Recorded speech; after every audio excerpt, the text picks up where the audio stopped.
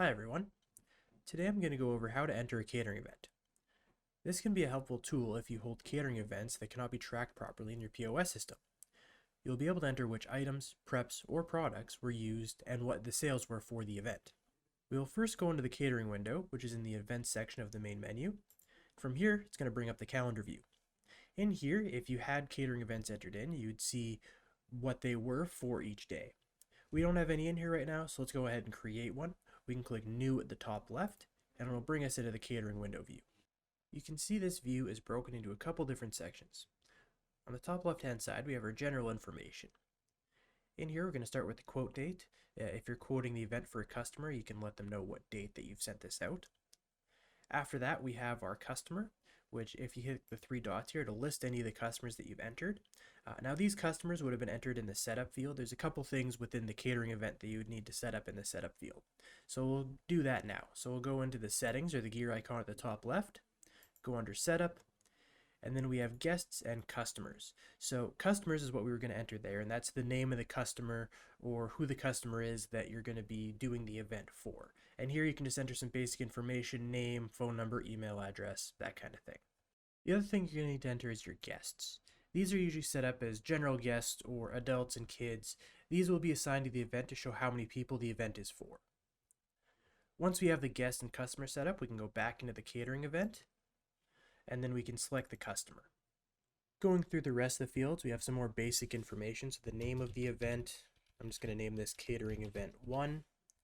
The event location, event hall, whatever you want, wherever it's being held. Next is going to be the sales group, so what group you want the sales associated with this event to go to. I'm just going to put it towards catering. Instructions, if you want to enter any instructions for this specific event. And then the event date, so what date the event is going to be held on, as well as the time and the end time of the event. The next field we'll go into is the guest section, which is the bottom left here.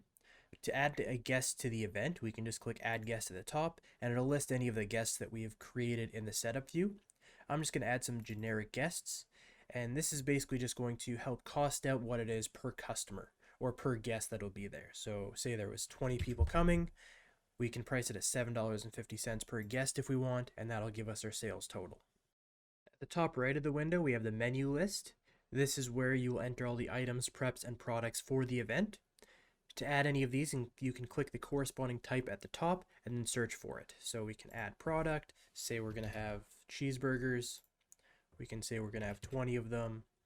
We can also add more stuff, so we can add, say, fries, 20 small fries, and then also maybe some items, say some napkins or something like that. We'll need 50 napkins, and that can be added to the cost of the event.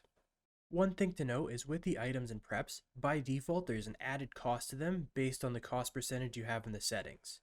To modify this, we can go back into the settings, go into preferences and events, and set that percentage here. This is added in if you're wanting to cost the event based off of the cost of the ingredients plus a certain percentage. Let's go back to the catering event here.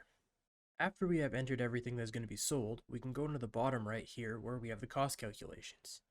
Here you can price the event based on three things.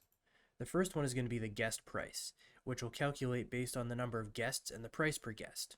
The second will be cost percentage, where you can enter the cost percentage you want in the fields below, and it will calculate based on the cost of the items entered. The last option is going to be selling price, which will take into account the selling price of the products entered, as well as the cost calculated for the items and preps with the percentage I showed earlier. You can also add in a built-in gratuity if you'd like at the bottom here. Once the event has been entered, we can click Save at the top. The usage in the sales will not take place until the event is extracted by clicking this button here. But before we do that, I'll just show one other thing.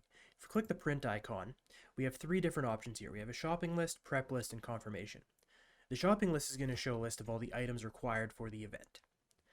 The prep list is going to show a list of all the preps that need to be made for the event, if there were any preps included in the event or any products that need preps made for them. We also have a confirmation, which will be a list of everything included here that you can send to the customer so they can confirm everything is correct. Now that the event is complete, we can extract it and we are done. That is how you enter a catering event in Optimum Control. Thanks for watching.